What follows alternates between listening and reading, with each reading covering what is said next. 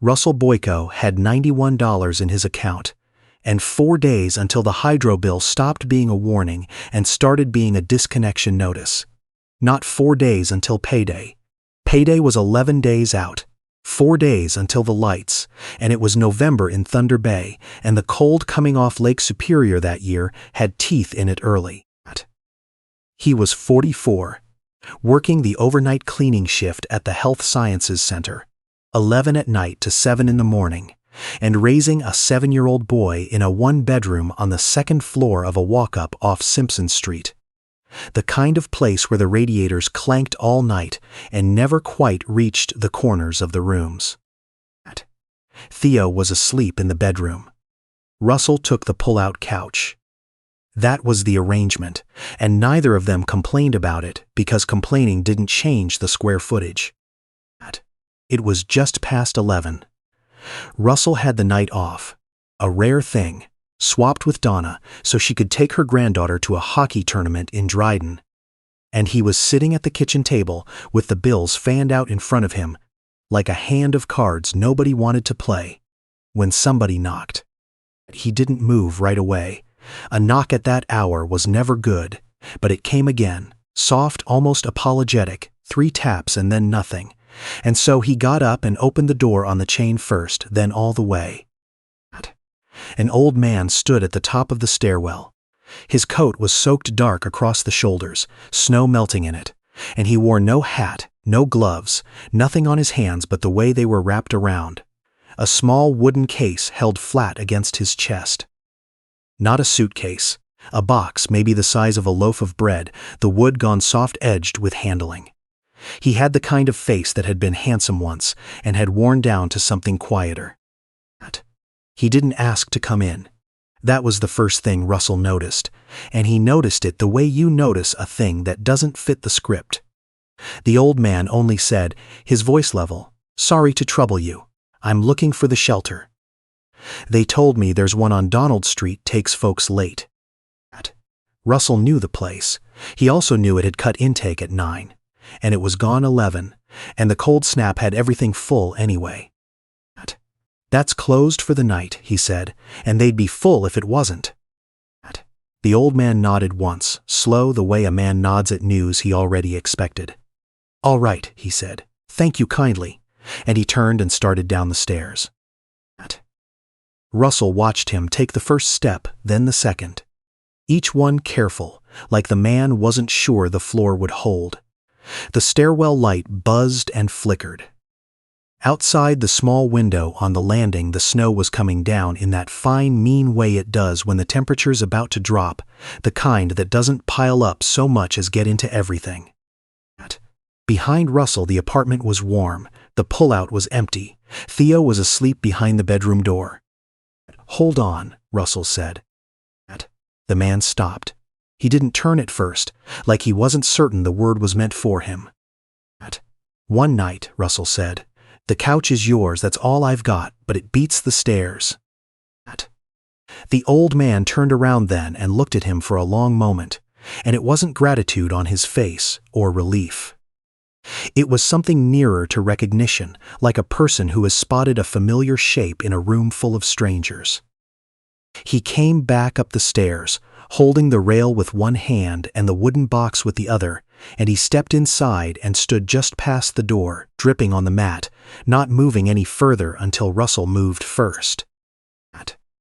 Russell got the spare blanket from the hall closet, the heavy one, and a pillow off his own bed. The man sat down on the edge of the couch like he was lowering himself onto ice. He set the wooden box on his knees. Then he lay back and shifted it onto his chest, both hands folded over it, fingers curled around the corners, and even as his breathing slowed and went deep, those hands did not let go. He held that box the way a person holds something that weighs less than it carries. Russell turned off the kitchen light. He went into the bedroom and shut the door and turned the little lock, and then he felt foolish about the lock, and then he didn't. He lay down beside Theo, felt the boy's back rise and fall, and stared at the ceiling. He wasn't afraid the man would do something. It was more that he had just put a stranger 8 feet from his sleeping son, and the part of him that had spent his whole life learning to be careful was standing at the bedroom door with its arms crossed, and the part of him that had called the man back up the stairs didn't have a good answer for it. Both of them were his. He let them argue until he fell asleep without deciding anything. He woke at 6:40 to the smell of dish soap. When he came out, the couch was made. Not pulled up, made. The blanket folded into a tight rectangle and squared at one end of the cushion, the pillow centered on top of it, the corners lined up. The kind of order that comes from a person who has been a guest enough times to know how to leave a room better than he found it. The old man was at the sink with his sleeves pushed up, washing the pan Russell had left soaking from the boy's grilled cheese. His hands shook. A fine, steady tremor that rattled the pan once against the basin. But he held it in both hands and set it on the rack, with a care that the shaking couldn't reach. Russell stood in the doorway and said nothing. The bedroom door opened and Theo came out in his pajamas, hair pushed sideways from the pillow. He walked straight past his father, right up to the old man at the sink, and looked up at him. "Are you my grandpa?" he said. The old man's hands went still in the water, a pause that ran a beat too long. Then he looked down at the boy and said, "No, son, just passing through." "Passing through to where?" The old man looked at the dish in his hands. Russell watched the question land and watched him decide not to catch it. He dried his hands on the tea towel, folded it, hung it over the oven handle. He picked the wooden box up off the counter where he'd set it, and he started toward the door. "There's coffee," Russell said, "if you want it." It wasn't an invitation to stay. It was coffee. But they both understood what it meant to put coffee in front of a man who was about to walk back out into nothing. He sat down at the table. Russell poured 2 cups and a glass of milk for Theo, who climbed up onto the chair beside the old man and watched him like he was a television. "What's your name?" Theo asked. "Edmund," the old man said. "Edmund what?" "Just Edmund's fine for now." They drank their coffee. Theo drew loops on the tabletop with a wet finger. Nobody said much of anything, and it was the quietest morning Russell had had in 2 years. Not the empty quiet he was used to, but the other kind. He came by it honestly, that pause before a closed door. His father had run a forklift at the grain elevators down on the waterfront for 31 years and dropped dead of a heart attack at 56 between one shift and the next. And his mother, Helena Boyko, had cleaned houses and then worked as a home care aide all through Russell's growing up. Gone before he woke and back after dark, and she had given and given and given, until giving was the only shape Russell ever saw her hold. She used to say a thing. Not often, only when it counted, when one of the kids grumbled about shoveling old Mrs. Demschwalk, or when the church needed somebody to drive somebody and it was inconvenient, and the answer still had to be yes. She'd say, "You keep a chair for the cold. You never know who it's going to send to your door." Russell had carried that sentence around for 40 years the way some people carry a saint's medal in a pocket, not always sure what to do with it, never able to set it down. His own marriage had come apart slow. Carrie left when Theo was 4. Not with a fight, just a slow leak, a person who was already gone for a long time before the door closed behind her. She'd moved out to Winnipeg with somebody from her work, and the support checks came for a while, and then came less, and then didn't. Russell never called a lawyer. He picked up the overnights at the hospital instead, and on those nights Theo slept 2 doors down with Verna Sopko, 74, who'd raised 4 of her own and a couple of other people's, and who would no more take money for it than she'd take money for breathing. Russell brought her groceries on Fridays anyway. That was the arithmetic of his life. The edges were tight and the margin was nothing, and nothing in it went to waste. The second morning he came home from his shift, and the kitchen cupboard door that had hung crooked since they moved in, the one that wouldn't sit flush no matter how he wrenched on the hinge, was hanging straight. He opened it and closed it twice. Edmund was on the couch with one of Theo's library books, the one about the moose who wanted to fly. He didn't say anything about the cupboard. Russell looked at it and looked at him, and neither of them said a word.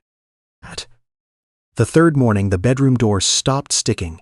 It had dragged on the frame since before the divorce, a swollen catch you had to lean into, and now it swung clean. Theo announced it at breakfast like a weather report. "Edmund fixed my door so it doesn't go a-rrrr." Edmund said the sound had been keeping the boy up. That was all he said about it.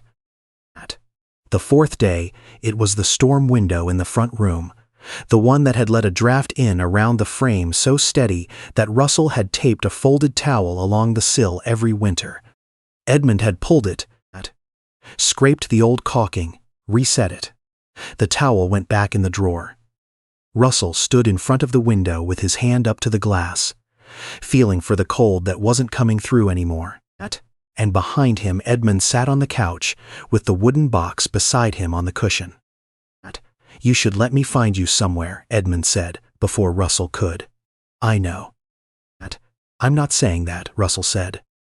"I know you're not, but I will."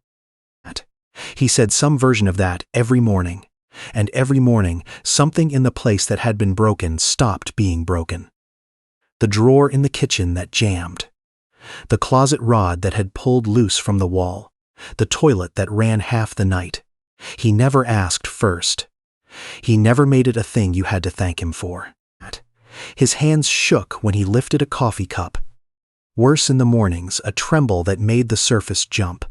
But when he closed those same hands around a screwdriver or a putty knife, the shaking stopped, the way a stammer can vanish the second a man starts to sing. His hands went steady and exact, the hands of somebody who'd done one thing so long that the doing of it had become more natural to him than rest. Russell watched it and didn't ask. He understood something he couldn't have put words to. That Edmund wasn't staying because he had nowhere else to be. He was staying because mending things was the only language he had left for saying thank you, and he wasn't ready to run out of ways to say it. Verna Sopko was waiting on her landing Friday evening when Russell came to collect Theo. She had a look on her, the one she wore when she'd been working a thing over all day, and had finally decided to say it out loud. "The boy talks about your Edmund," she said. "He fixes things," Russell said. "He'll be gone soon." Verna rocked back on her heels. "You said that Monday." One sentence, and it went straight through the middle of everything he'd been telling himself for a week. She wasn't wrong. Verna was hardly ever wrong about the things that mattered, which was exactly why Russell left his son with her and nobody else. "I'm not telling you your business," she went on. "I've buried a husband and raised 4, and I have never once told another person how to run their home. But that little one in there already had one grown-up walk out who was supposed to stay. He doesn't need to go picking another one to love." "He hasn't decided to love him," Russell said.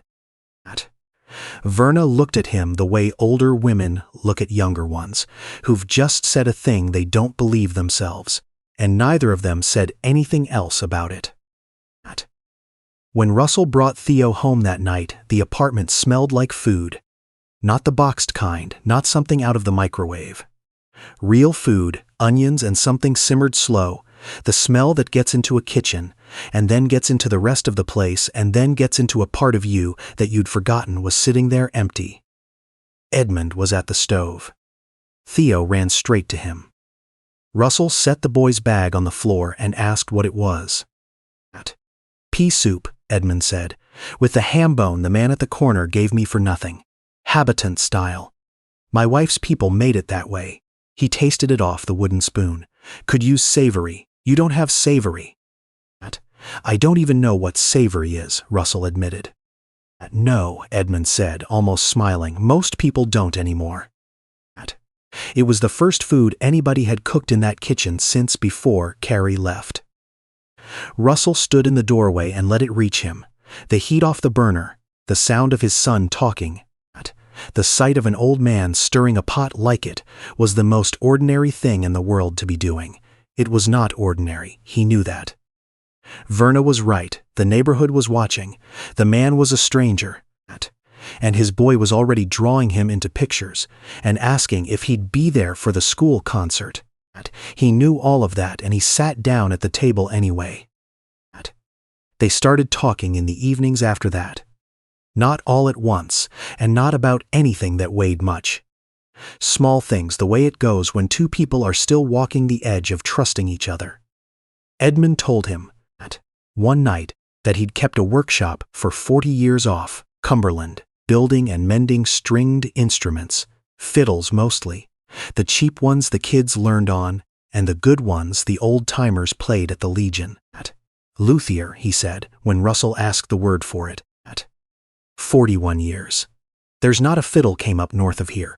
I didn't have my hands inside at some point. He said his wife's name had been Mireille, that she'd taught piano and grew lilies in a row of mountain ash along the back fence, that she'd been gone 6 years. He didn't say more than that, and Russell didn't ask.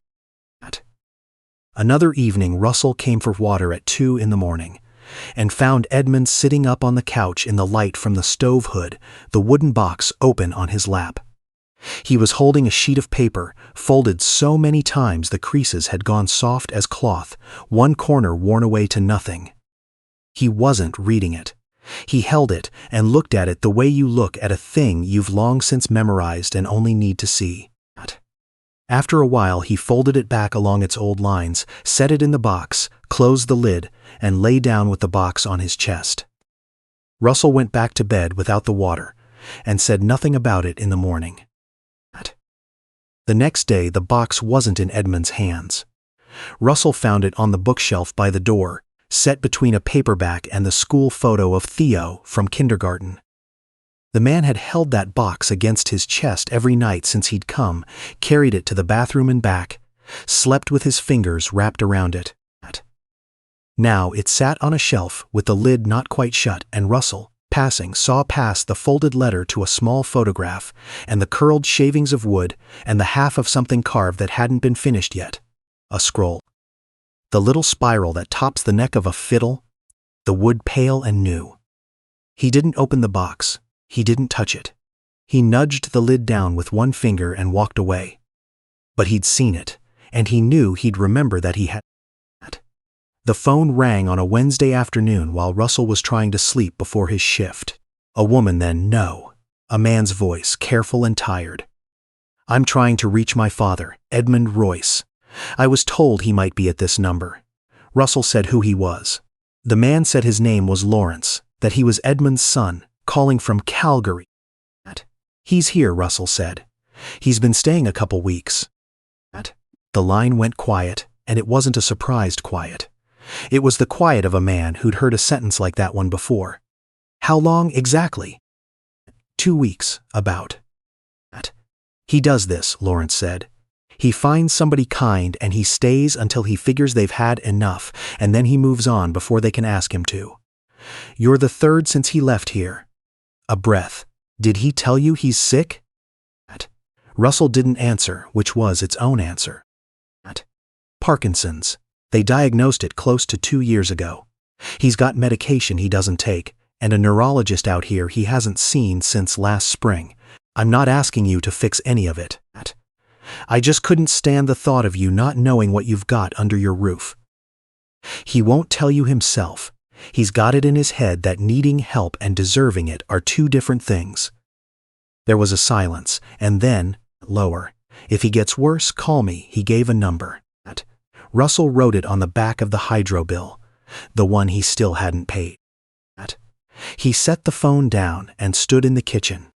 Through the doorway, he could see Edmund on the couch with Theo on the floor in front of him. The two of them bent over the old toy fiddle Russell had picked up at a yard sale years ago and never got a string onto. Edmund had strung it.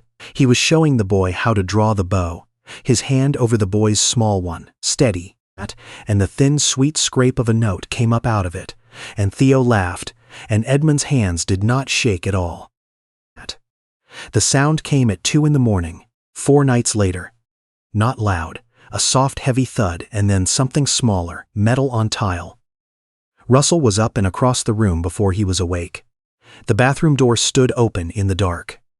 Edmund was on the floor with his back against the tub, his legs out in front of him, his hands in his lap shaking.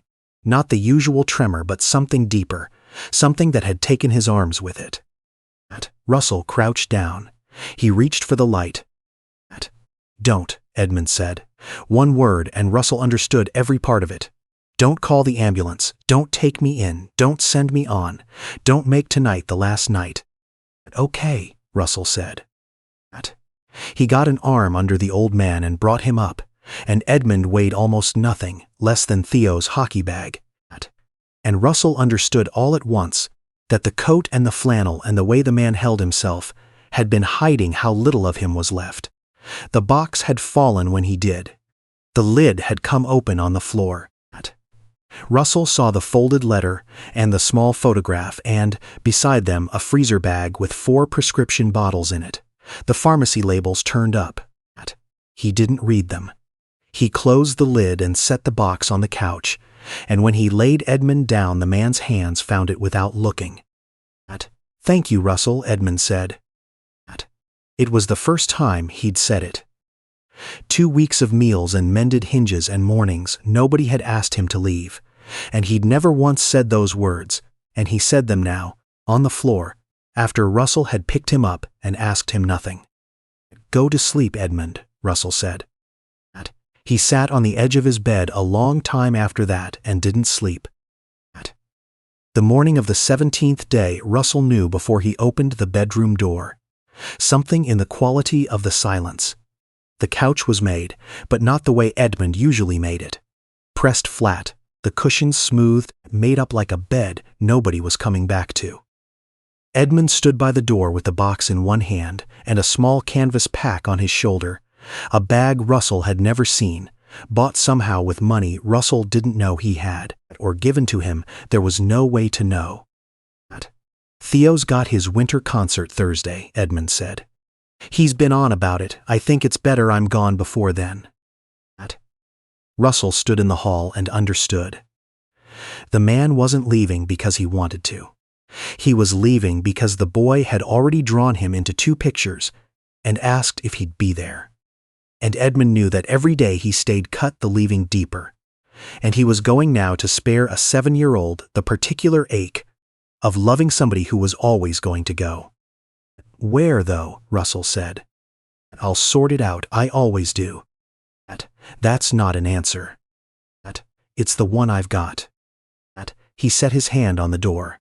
"Tell the boy the fiddle's tuned. Tell him to keep the bow loose. And tell him I said so long." He looked at the floor. "If he asks me to stay, I will, and that wouldn't be fair to either of you." He went down the stairs the way he'd come up them 17 days before, careful, each step costing him something, and Russell stood at the top and watched until the street door swung shut. On the kitchen table there was a square of paper folded in 4. Russell opened it. One line in a careful slanted hand, the letters steady even though the hand that made them hadn't been. "You let me be useful one last time. There's no gift bigger than that, and I've got nothing to carry it in." He folded it and put it in the kitchen drawer behind the takeout menus and the spare keys and the warranty cards he kept and never read. He washed the dishes. The tap didn't drip. He opened Theo's door and it didn't make a sound. Theo woke at 7:30 and came out and stood looking at the couch with no blanket and no Edmund. "Where's Edmund?" "He had to go, bud." The boy looked at the couch a while. Then he climbed up onto it and put his hand flat on the cushion where the old man had slept, and he sat there not saying anything. And Russell stood in the kitchen doorway and didn't tell him it would be all right, and didn't tell him the man might come back. He just let his son sit with it, because that was the truest thing he had to give. Everything Edmund had touched kept working. Everything he hadn't stayed exactly as it was. 3 weeks later, on a Saturday afternoon with snow sliding off the eaves in the first thaw, somebody knocked. Not Verna's knock. 2 firm beats, a pause, 2 more. Russell opened the door on a woman in a good wool coat, a leather satchel over her shoulder, reading glasses pushed up into gray hair.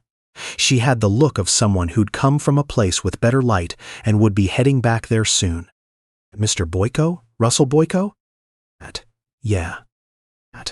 "My name is Helen Pruitt. I'm a lawyer with a firm here in town. I'm sorry to come unannounced. Could I have a few minutes?" Russell didn't move out of the doorway. In his experience, a person in good clothes at the door meant one thing, and it was never a thing that ended well. Eviction, arrears, a summons, the family court. That wasn't pessimism. That was a lifetime of evidence. "What's it about?" "Edmund Royce," she said. Something shifted behind Russell's ribs, in the spot that had been sitting hollow for 3 weeks, where the smell of pea soup used to be. "Is he okay?" The lawyer paused, and the pause was short, but it was long enough. "Mr. Boyko, Edmund passed away 11 days ago, at the palliative unit at St. Joseph's, in his sleep." Russell sat down, not inside. On the top step of his own stairwell, the cold of the concrete coming up through him, the thaw dripping off the roofline somewhere over his head. The lawyer didn't rush him. She stood and held her satchel and waited, the way a person waits who's done this before and knows the next minute belongs to somebody else. 11 days, Russell said. He checked himself in 2 days after he left here. He'd arranged it in advance. He knew it was close. He walked down those stairs. He said he'd sort it out. He had sorted it out, she said gently. That was him sorting it out. They went inside. Russell sent Theo to play in the bedroom. Helen Pruitt sat at the kitchen table and opened the satchel and laid a folder on the wood between them. "Mr. Royce came to our office about 7 weeks before he died, she said. His affairs were small, but he was very particular about them. The main asset is the proceeds from the sale of his workshop and his tools. The inventory went to a fellow down in Sault Ste. Marie who'd apprenticed with him, and what was left of his late wife's estate." She turned a page. "After everything was settled, the remainder is $61,000. He directed all of it to you, in trust for your son's education, with the balance to you." Russell read the number. He read it again. "That's not right. It's notarized, and it's clear. He slept on my couch. I gave him a blanket. That's the whole of it." "According to Mr. Royce," she said, "that is not the whole of it." She reached into the folder and drew out a single sheet. "He thought you'd say something like that. He asked me to read you this." She found the line. "You keep a chair for the cold. You never know who it's going to send to your door." Russell went very still. The fridge hummed. Theo's voice came faint from the other room, making the toy fiddle squeak. "Where did he get that?" Russell said. The lawyer looked at the folder. "That's not a thing people say. That's my mother's. That's her words. How does he have my mother's words?" "There's more, Mr. Boyko." She set a small notebook on the table, spiral-bound, the cardboard cover gone furry at the corners, the kind they sell 3 for a toonie at the drugstore. He kept this the whole time he was on the street. 2 years of it. Every person who showed him a kindness, names where he had them, dates, where it happened, what they did. She opened it to a page held with a paper clip and turned it to face him. The handwriting was small and slanted and careful, 1 line to an entry, 2 at the most. Jan 9. Man at the Tim's on Memorial, bought my coffee, didn't make me feel watched while I drank it. Feb 2. Woman at the library let me sit in the reading room, pass close, called me sir. Feb 14. R. Boyko, night janitor, Health Sciences Lobby. Cold snap 38, security wanted me out. He told them I could stay, brought me a coffee. Said, "Stay where it's warm," looked at me when he said it. Russell read it. Then he read it again. He remembered. A night in February, the wind chilled down past anything, and an old man tucked into the corner of the after-hours lobby where the families wait, and the new security kid wanting to move him on, and Russell saying, "Leave him be. It's 40 below. What's it cost us?" He'd brought the man a coffee from the machine on the 3rd floor. He'd said something. He didn't remember what. He'd gone back to his floors and forgotten it before his break was over. He chose you, the lawyer said. Months before he came, he wrote your name down that night and he kept it. And when he understood he was running out of time, he came to your door. Because I bought him a coffee. Because you bought him a coffee and you looked at him while you did it, she said. And neither one came with a string on it. She took out the last thing, the wooden box. Russell knew it before it touched the table. He wanted you to have this. Russell opened the lid, the folded letter, the photograph he'd glimpsed but never looked at, and resting on a bed of wood shavings, finished now, sanded smooth and oiled, the small carved scroll he'd seen half-made. And beside it a full-sized fiddle, 3/4 sized for a child, the varnish a deep honey color, a card tied to the neck with string, for the boy. Keep the bow loose. The pill bottles were gone. Russell lifted the photograph first. 2 women in front of a clapboard house, summer, a garden behind them, a row of young mountain ash along a fence. One of the women was small and dark-eyed and laughing, and Russell understood without being told that this was Morel. The other stood beside her in a housedress with an apron tied over it, 20-odd years younger than Russell had ever known her but unmistakable. He was looking at his mother. Helena Boyko, in a garden on a street he'd never heard her name, standing next to the wife of the man who'd slept on his couch. He put the photograph down and picked up the letter and unfolded it along its soft old creases. Russell, it read. Your mother's name is Helena. She came to our house on McVicker twice a week for the better part of 3 years. My Morel was sick, the long, slow kind that takes a person away from you a little at a time. Your mother cooked for her and cleaned for her and sat with her, and near the end she was the only one who came through our door who didn't make Morel feel like a patient. She made her feel like a woman who still had company. When Morel died, I wanted to shut every door in that house and never open one again. Your mother came on a Thursday after the funeral, and I told her there was nothing left for her to do. She said she knew, and then she said a thing I have carried 20 years. She said you keep a chair for the cold.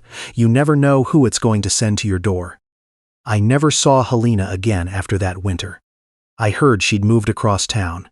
I heard she had a boy. I didn't go looking. Life moved, and I let it.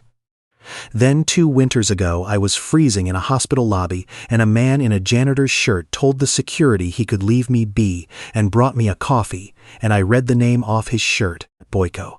I knew the name. I looked at his face and I knew the face. You've got her eyes. I didn't say a word that night, but I wrote you down, and I knew when the time came whose door I'd knock on.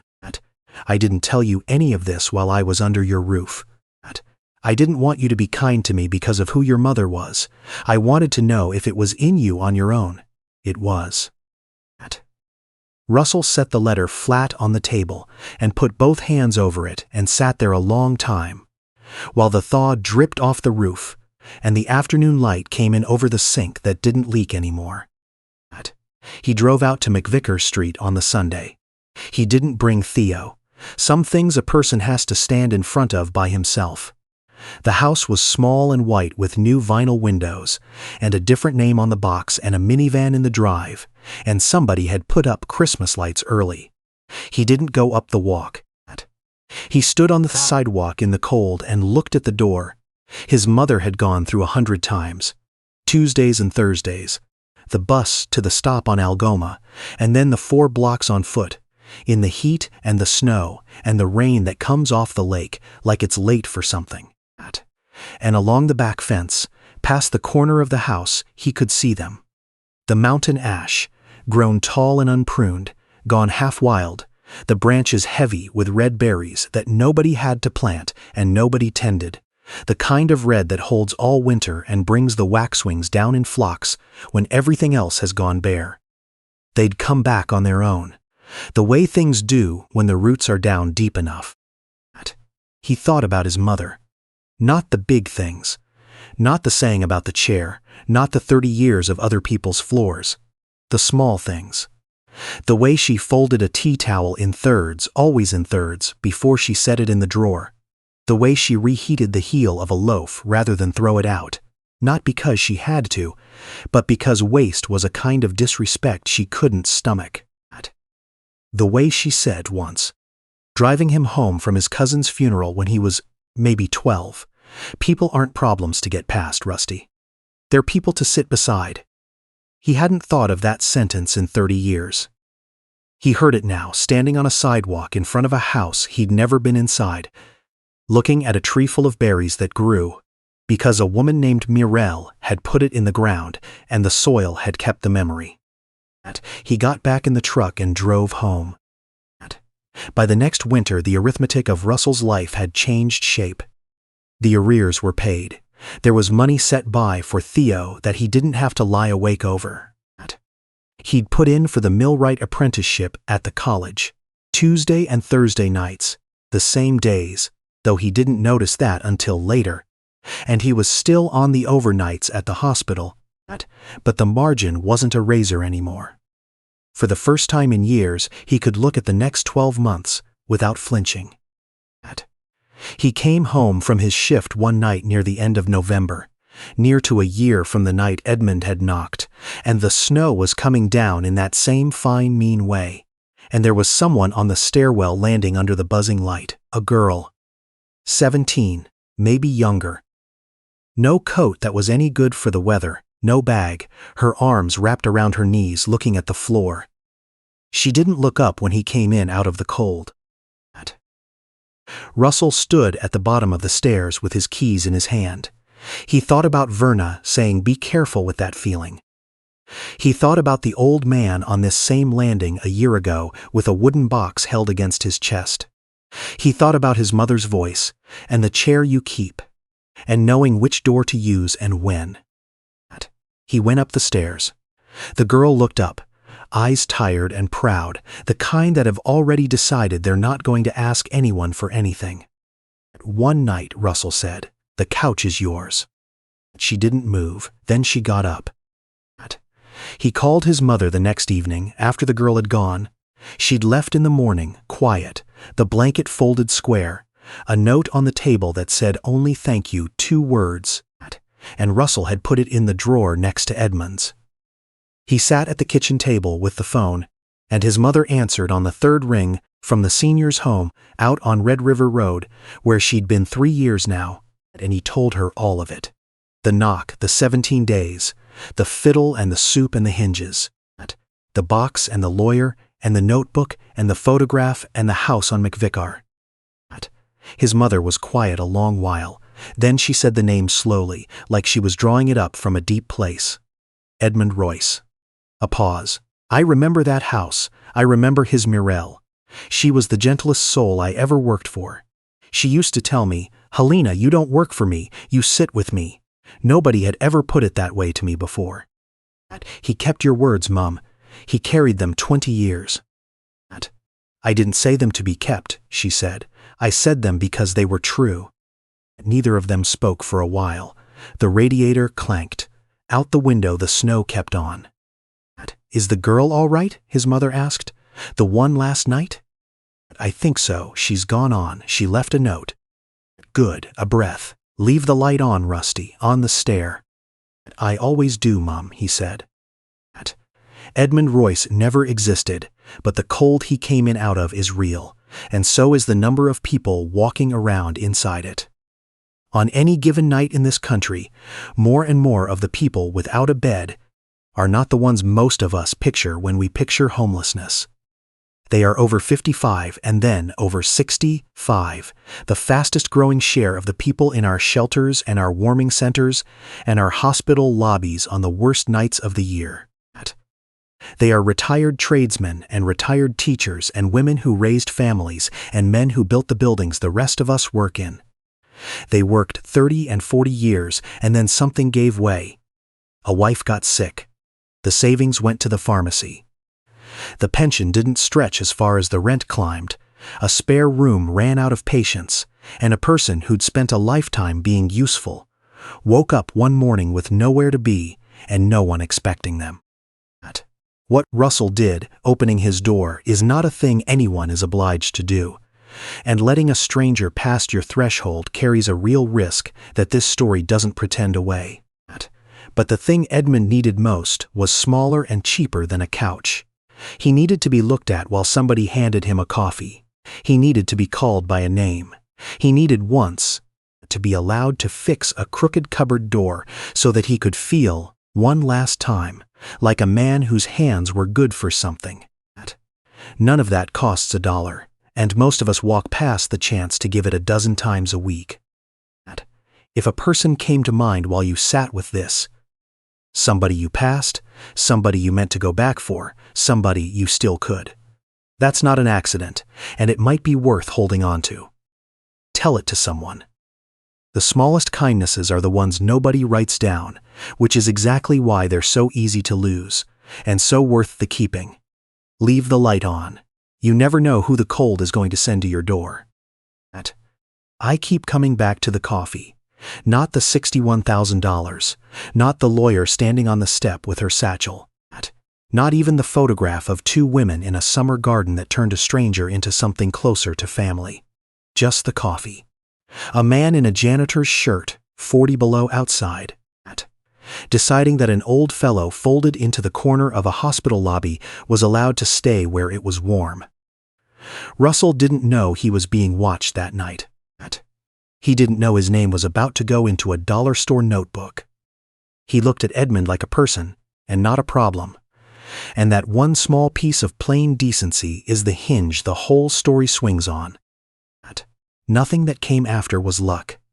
It followed the way one thing follows another. Russell was raised by Helena, who kept a chair for the cold because that was simply who she was, and so the instinct was already sitting in him before he ever needed it. The blanket, the couch, the 17 mornings he didn't ask Edmund to leave. None of it was grand. It was a man doing the next right thing in front of him, over and over, until the doing of it was who he'd become. We sometimes wait around for a big heroic moment to prove we're good. It almost never shows up. The character we actually have is the sum of the ordinary calls we make when no one's keeping score, and those are the ones that come back. But goodness on its own isn't enough, and the story knows it. Verna warned him. His own caution stood at the bedroom door with its arms crossed. Russell had to weigh a real risk against a real need, and the wisdom in him wasn't softness. It was knowing which door to use and when, reading the man in front of him clearly enough to take the chance. That judgment is something you build, slowly, by paying attention to people instead of looking past them. It's the difference between being kind and being careless, and most of us only learn it by getting it wrong a few times first. And underneath all of it was the part nobody claps for. The years of overnight shifts. The hydro bill 4 days from a shutoff, a marriage that left quietly, and a kid who needed somebody to stay. Russell carried that without folding, and when the money finally came, he didn't coast on it. He set it aside for Theo and signed up for the apprenticeship, Tuesday and Thursday nights, tired down to the bone. That stubborn refusal to quit is its own kind of strength, and it's the one that makes the other two matter at all. So I think about the light Russell leaves on at the top of the stair. Decency to open the door, the sense to know which one. The grit to keep the bulb burning, year after year, for whoever the cold decides to send next.